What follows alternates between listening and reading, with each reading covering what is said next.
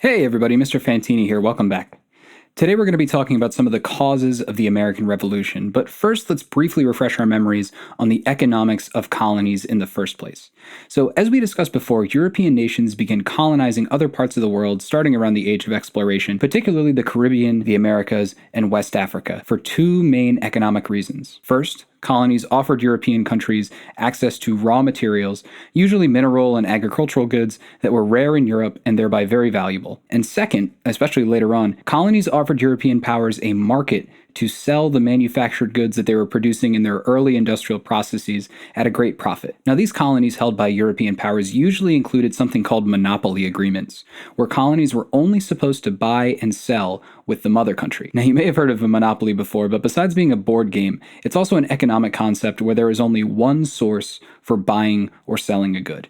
Now, monopolies are usually bad news because if you can only buy or sell to or from a monopoly, they know you can't go anywhere else and they're always going to rip you off. That means they're going to be buying your goods for a low price and selling you theirs for a high price. Does this seem kind of unfair? Well, it was. That was kind of the point. Remember, European countries wanted colonies so that they could make money for themselves, not for the colonies. So monopolies, like virtually every other economic policy imposed on the colonies, really only benefited one direction. So with that in mind, let's zoom in on the 13 North American colonies controlled by Great Britain. They were becoming a more popular destination for European immigrants by the 1700s, but they were not nearly as profitable as the Caribbean colonies that were producing large amounts of sugar, which could be distilled into rum and sold for a great profit. As a result, most of the attention and resources of the British government was focused on them and not the 13 colonies. And we'll get into the effects of this neglect in just a minute, but just for future reference, because it's going to become very important later on, the British government at this time consisted primarily of Parliament, who wrote and passed laws, and the King, who enforced them as the head of state. The members of Parliament were either elected or inherited their seat, but either way, their job was to represent the interests of their home region in the passage of new laws and taxes. The British Constitution at the time stated that all tax-paying British citizens needed to be represented at Parliament.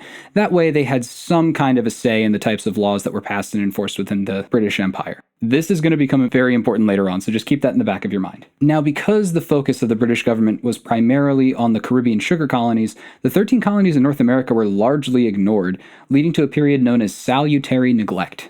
Now that sounds bad. We know that neglect is usually a bad thing. It means that you're being ignored. But in this case, the neglect was salutary, meaning it was good for the health of the colonies. The British government basically said, all right, guys, listen up.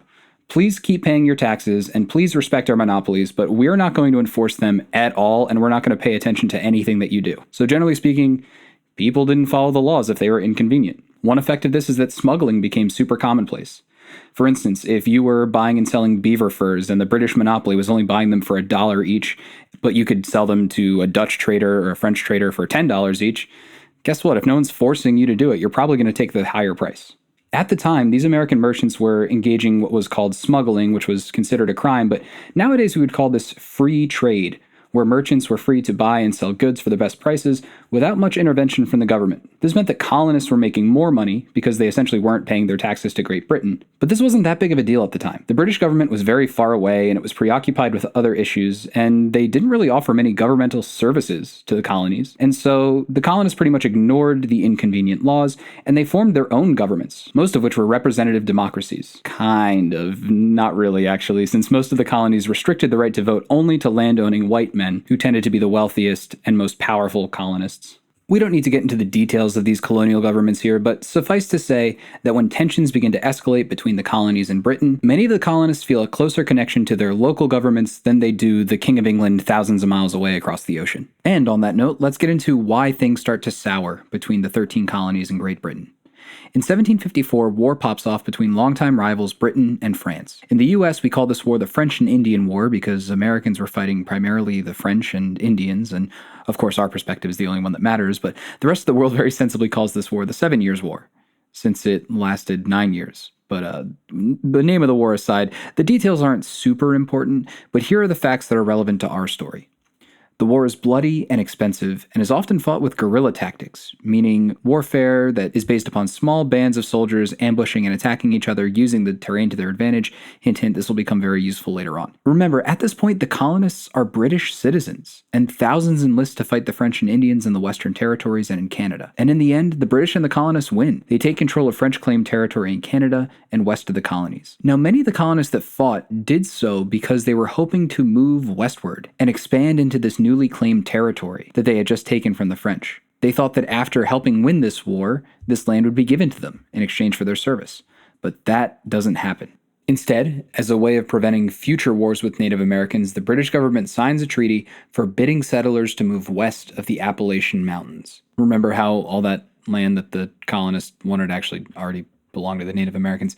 The colonists get really upset about this because they thought they'd be allowed to take it in exchange for helping win the war, but Britain says no.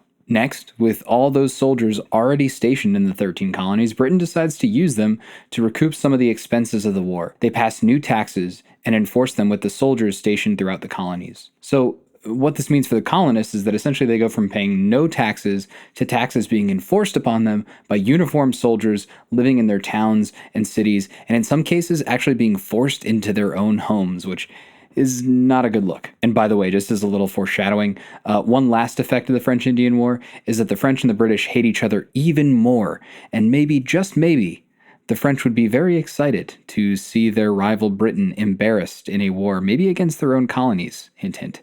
We'll get to that later. So the escalation of tensions between the 13 colonies and the British government really centers on the passage of a series of taxes passed by Parliament on the colonies in the 1760s and 1770s. We're really not going to go into detail on any of these individual acts, but the gist of all of them is going to be this. The colonists are used to not paying taxes, and they don't want to start. They just helped Britain win a war. They don't feel like they should have to pay taxes now after doing that. Britain, on the other hand, saw all of the expenses of the French and Indian War as expenses they incurred to protect the colonies, and so they saw it was only right for the 13 colonies to start paying back some of those debts.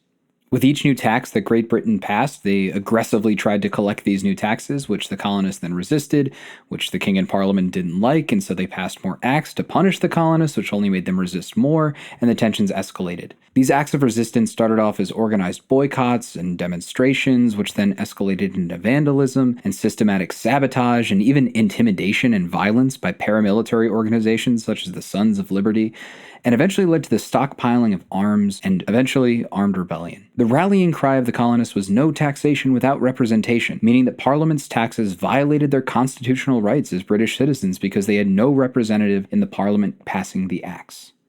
Now, this all sounds very, righteous and upstanding and all that good stuff, but the irony here is that the average colonist actually paid way less in taxes than a British citizen in Britain. The funny thing about all this is that with the benefit of hindsight, there's a chance that the British government could have avoided the entire American Revolution if they would have just granted them a representative or two in Parliament. But we'll never know if that would work, because what they chose to do instead was escalate those tensions with harsh penalties, military occupation, and other strategies to try to put the colonies in their place, which only encouraged the growing resentment that built into a revolution. To wrap up for today and to launch ourselves into revolution for next time, let's take a look at our primary source, a very, very famous one, a pamphlet called Common Sense, written by Thomas Paine in 1776 and published in Philadelphia as the revolutionary tensions were escalating into violence.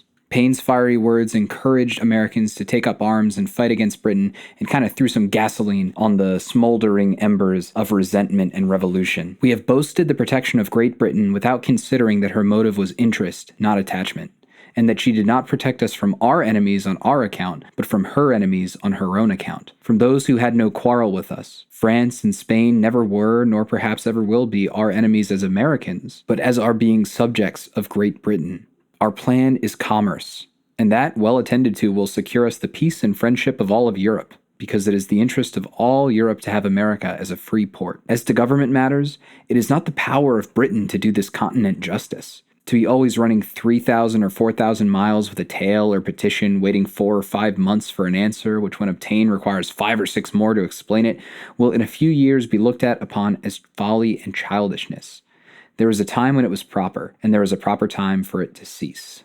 So Payne does some pretty interesting stuff here, revising history. He says that, well, Britain never cared about us. She's just brought trouble on us by creating problems with her enemies that we had no issue with. He lays out their plan for a successful independence, which is essentially as a free commercial port to all of Europe. But most interestingly, he draws a sharp distinction between the colonists and Britain. Remember, up to this point, the colonists were British citizens, and most people in the colonies saw themselves as British. But here he doesn't emphasize their connection to Britain. Instead says there's something different, that they are their own continent, separate from the British government.